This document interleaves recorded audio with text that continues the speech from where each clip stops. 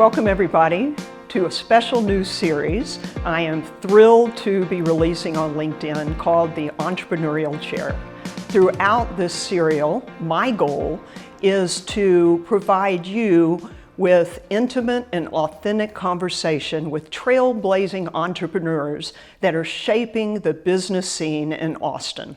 From startup founders to seasoned business moguls, we're going to go deep into conversations about the challenges, the triumphs, the pivotal moments that have truly shaped their entrepreneurial journey. Today, please welcome Selicia Sanchez-Adame. She's the CEO and founder of Think Group, founded in 2007. Think Group is a full-service market research firm that specializes in both qualitative and quantitative research. Researchers from all over the globe come to hear and work with her team to solve industry-defining challenges. In addition to being a successful entrepreneur, Selicia is deeply involved in her community. She has several civic and community organizations that she works with. She's been on the City Planning and Zoning Commission, as well as serving on the board of Health District and Round Rock Chamber. Selicia, thank you so much for being with us today. Yes, thank you for having me. It's such an honor to be sitting next to you. Well, you have such a unique entrepreneurial story. I mean, you started this when you were 26 years old, and you have a background that some would call entrepreneurial, right? You were working in a company, and I believe at that time you were an executive assistant. Mm-hmm. How did you get from there, working in a division, to creating your own company? Well, I was fortunate enough to get on board and work for this particular company here in Austin, and it focused on human interface, right? So cognitive psychology research. And that's when my eyes opened and I was introduced to market research, and I learned the ins and outs of all these other companies throughout the world that conduct research to better understand who their consumers are or their target audience. And so as I sat and I watched my other colleagues within the company, we would hire other vendors, right, to recruit the participants for our research studies, set up the hosting piece for the conference rooms with the one-way mirrors, those fun environments. And I was like, I could, do that internally. So I was given the opportunity. I approached my CEO and I said, let me start this division. I could still be your executive assistant, but instead of hiring other vendors, let me just do it in-house for you. Wow. So you actually were doing this in the company. Mm-hmm. How did that transition, though, from going, just doing that in the business to actually a standalone business that you founded? Yeah, so I did that for the new division that I created. Did that for about almost a year and a half. And at that time, my CEO came to me. He's like, hey, love what you're doing, but we're just going to still continue to focus on our main line of business. And I said, totally understand. And so at that time, we went ahead and parted ways. And I shared, that I wanted to go ahead and just go off on my own. I didn't know how it was going to turn out, right? So luckily at that time, I had now my husband, then boyfriend, was an entrepreneur all his life. And so he was like, you know what, Selicia, you have all the knowledge. Just go for it. But I was very scared and intimidated because, these Fortune 500 companies go with somebody that they truly trust and have been around in business. And here I was going to be the new kid on the block. And sometimes I look back and I was like, oh my gosh, I look at myself in pictures and people are like, you're just a baby. And I was like, hey, I'm an adult here. Give me a break. Give me a chance, right? So at that point, when we decided to part ways, that's when I decided to open up Think Group at the young age of 26. That's an amazing story. Thank you for sharing that. Must have been a little bit terrifying back then. It was, and it didn't help with my parents, right? Telling me, my dad calls me mijita, little girl, right, in Spanish. And he's like, mijita, the day before I opened up the company, he goes, are you sure you know what you're doing? Oh, no. And I was like, Dad, like, really? You're having this conversation with me, like, literally The day less than before. 24 hours before I'm, like, announcing? And he was just like, what happens if you don't succeed? Like, how are you going to pay your car payment? What are you going to do for insurance? Like, what happens if it fails and you're in debt? And I was like, I do not need to hear this right now. Just trust me and go on this journey with me. And fast forward till today, and he just like always tells me, Mijita, I'm so proud of you and thank you for not listening to me and just following your passion. So I love that story. Yeah. So what was it like, just those early days of entrepreneurship? it was a struggle. Everybody, and I finally understood, they said, okay, if you can make it past the 3-year mark, you're going to be in good shape.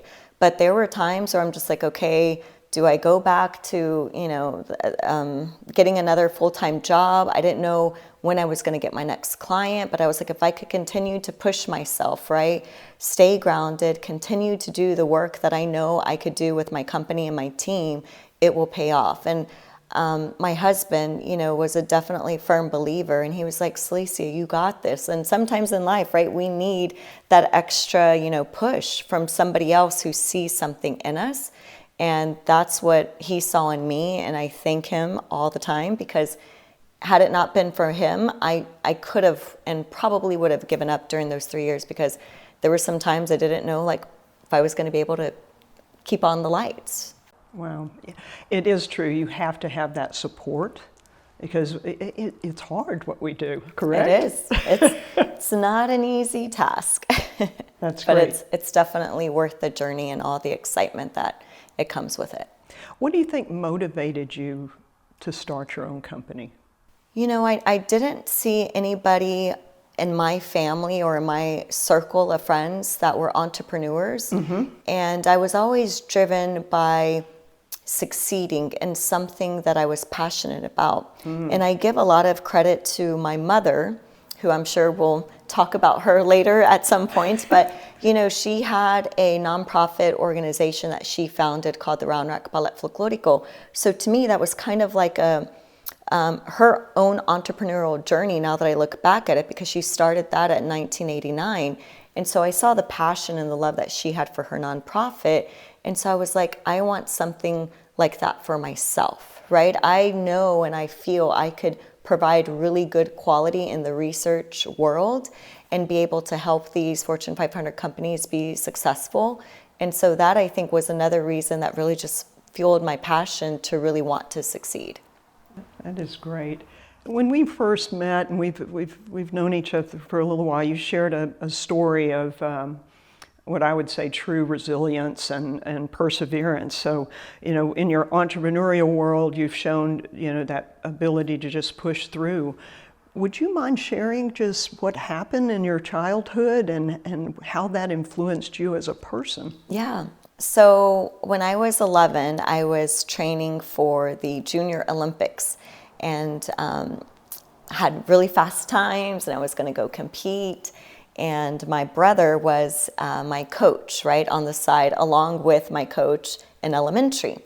And so I was super excited, and right before spring break, I was hit by a car at age 11, crossing the street right there at my house on the corner of where I grew up. I was running late to school. I asked my brother, hey, can you give me a ride? And he was running late to a job interview. And so I was like, okay, I'll just walk. And unfortunately, I was hit by a car and thrown 40 feet in the air and died for 3 minutes. During that time, I was at a place, right, I call heaven, very happy. I felt at home, comfort, and it was a very special feeling for me where I was during that time. And all I remember is waking up in the ambulance, and I was crying because I wanted to go back to that spot. And I was like, why are y'all waking me up? Like, I want to be back where I was. And they were like, no, you're here with us, and should have been a vegetable, paralyzed, never walked again, never ran again. I broke my leg. They had to do immediate surgery, scars and bruises, rocks still in me here and there. But long story short, my mom was there and my family was there. And it was very, I commend my family and my friends of how they handled seeing me, right? And I think that's the real part where I look back now as an adult and I'm like, wow, how are you so strong? But then I see myself and I'm like, I am strong and I could get through things because what happened in my life and my childhood, I saw firsthand from my family and my friends, and that really kind of made it stick with me. So my mom and family and friends never cried when they saw me in the hospital. My mom always said, before you walk in that door and see my daughter, you need to cry out here.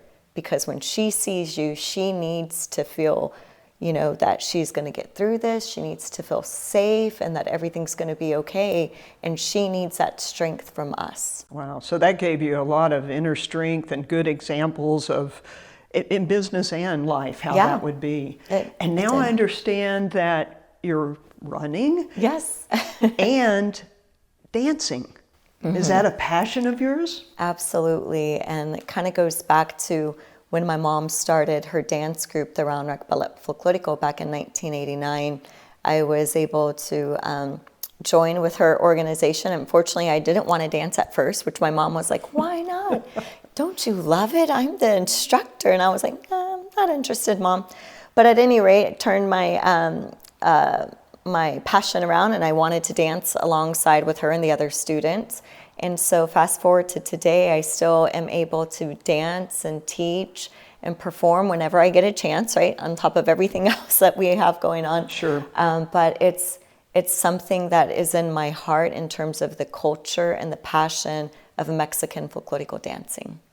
Well, and I find we can get so wrapped up in the business that we can lose ourselves. And what I appreciate hearing this story is I'm hearing the family, I'm hearing these other outlets that you have that I'd say more harmonizing who you are and not just a one-dimensional business person, so to speak.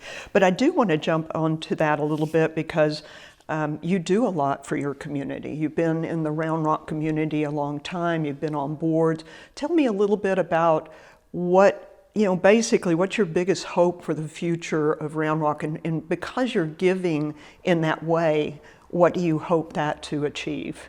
So it's kind of a twofold. I definitely love the arts and cultural aspect, right, of giving to my community. So through the Round Rock Ballet Folklorico, along with great partnerships with the city of Round Rock, we're able to put on cultural events such as Dia de las Madres, Mother's Day event, alongside with Dia de los Muertos.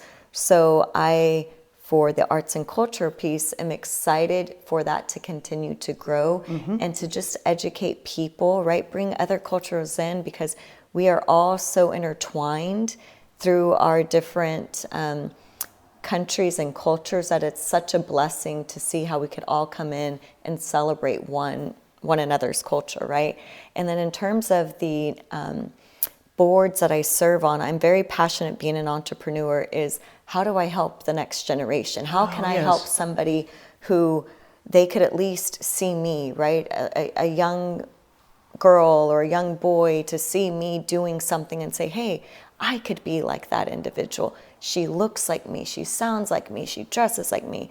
I could resonate that, right? And that's what I want is to inspire the next generations and even the current entrepreneurs that I meet. It's like, okay, how can I connect you based on my journey, the connections I've been fortunate enough to make? I want you to have that success so you don't have to wait those years as long as I did because you could immediately jump in.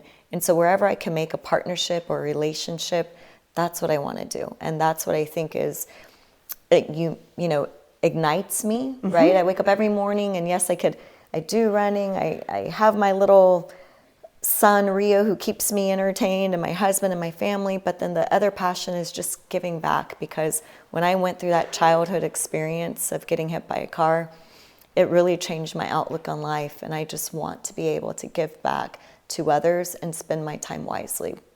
Well, you're an amazing role model for our next generation, so thank you for playing that role. And question, as you're coming up on 17 years in business.